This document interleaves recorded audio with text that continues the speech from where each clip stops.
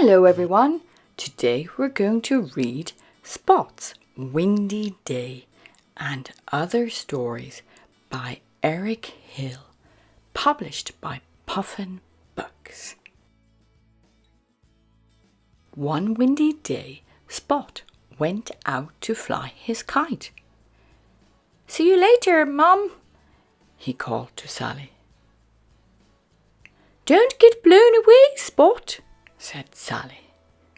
Spot ran up and down the field with his kite, trying to get the wind to lift it up into the air.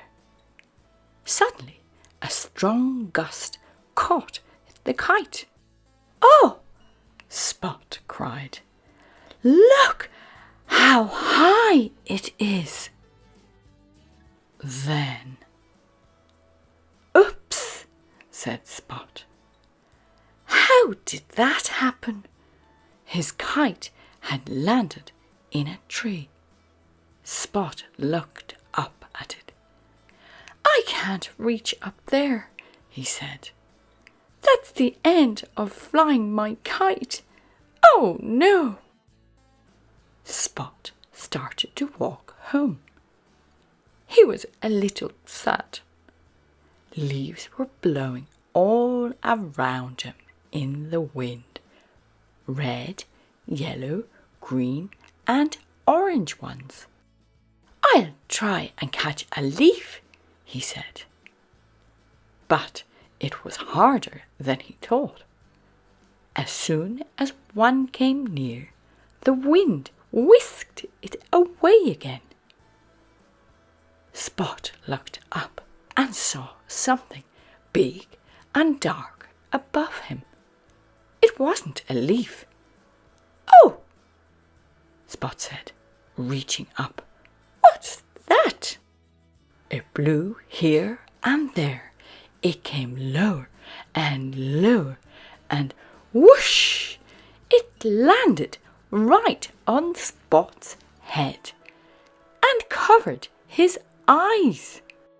Spot couldn't see anything, but he heard a voice say, Well, there's my hat." Spot pulled on the sides of the hat, and someone pulled on the front. Pop! Off came the hat, and Spot found himself looking up at Mr. Kangaroo.